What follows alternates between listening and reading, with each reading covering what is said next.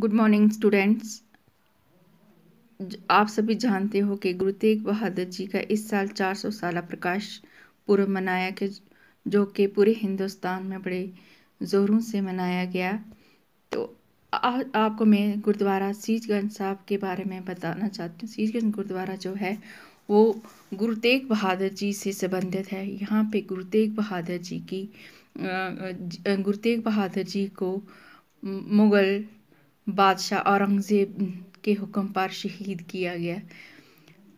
गुरु तेग बहादुर जी सिखों के 9वें गुरु थे। इनका जन्म 1 अप्रैल 1621 को अमृतसर में हुआ। इनके बाप का नाम गुरु हरगोबिंद साहिब जी और माँ का नाम माता नानकी जी था। 1633 में इनकी शादी माता गुजरी जी से हुई। इस तरह से इनका स्वभाव जो था बहुत ही नरम और सहज स्वभाव के थे, जिससे इनका नाम गुरु तेगमाल रखा गया था। बाद में इनके बहादुरी के करतब देखकर इनके माँ बाप ने इनका नाम गुरु तेग बहादुर जी रख दिया। ये तलवार चलाना भी अच्छी तरह से जानते थे। इन्होंने कई जंगों में भी हिस्सा लिया। अब मैं आपको गुरुद्वारा सीसगंज साहब के बारे में बताऊंगी कि जो मैंने आपको बताया कि सीसगंज गुरुद्वारा जो है यहाँ पे गुरु तेग बहादुर जी की शहीदी हुई है और ये मुग़ल बादशाह के हुक्म पर हुई है।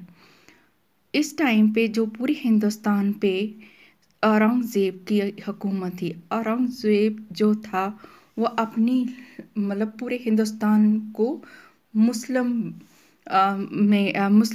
मज़हब में तब्दील करना चाहता था। वो इतना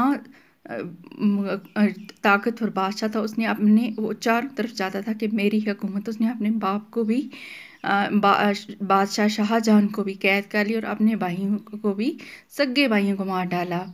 उसके बाद उसने अपने जो उसके ऑफिसर्स थे उनको हुक्म दिया कि जितने भी हिंदुओं के पवित्र मंदिर है सबको तोड़ डालो और सभी जो हिंदू हैं उनको मुसलमान बना दो। तो इस तरह से इसने अपनी दहशत से सभी हिंदुओं को मुसलमान बनाना शुरू कर दिया। दिन में ये तकरीबन 1.1 मन जो जंजू था वो हिंदुओं का उतार कर फिर खाना खाया करता था। तो इसी तरह जब इसकी दहशत चारों तरफ फैल गई तो फिर जो हिंदू लोग थे सभी लोग उन्होंने खुदा से प्रेयर की कि हमें प्रार्थना की कि हमें कोई ऐसा मसीहा भेज दो जो हमारे मज़हब को बचा सके। तब कश्मीर में बहुत ज़्यादा पढ़े लिखे ब्राह्मण पंडित रहते थे।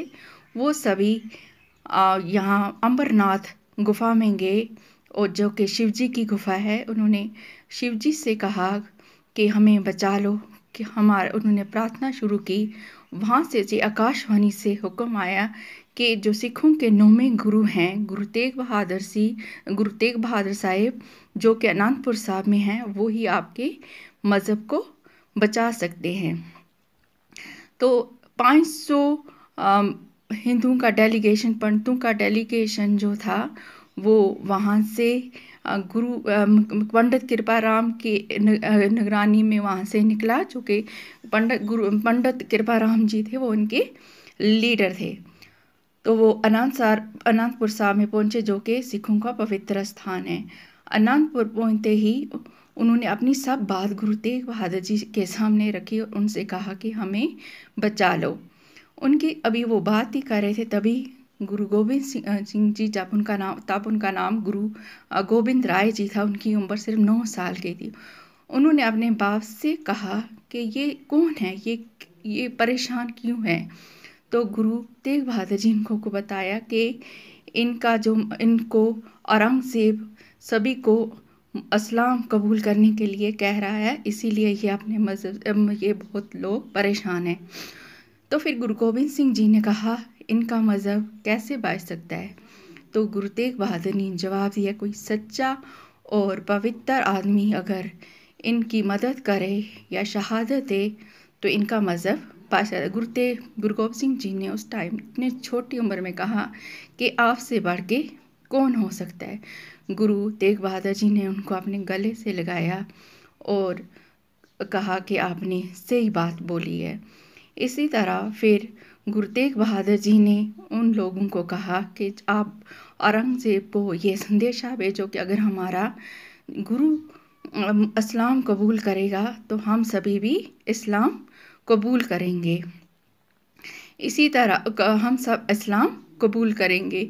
तो उस तरह जो है औरंगज़ेब के पास जब ये संदेशा पहुंचा तो औरंगज़ेब ने कहा अब ये जो मसला है इतना मतलब आसान नहीं है। अब ये तो उसने अपने जो उसके जो थे सिपाही उनको हुक्म दिया कि इन गुरु को अनंतपुर से सीधा दिल्ली ले गया। गुरु तेग बहादुर जी खुद ही आपने कुछ मतलब इनके साथ सिखों के साथ चल के खुद ही दिल्ली अपनी गिरफ्तारी देने के लिए आ गई। इसका थोड़ा मैं आपको आगे कल बताऊंगी। आज बस इतना ही कि आपको मैं बताऊंगी गुरु तेग बहादुर जी की शहादत कैसे हुई और किस किस तरीके से हुई दूसरों का मज़हब बचाते हुए।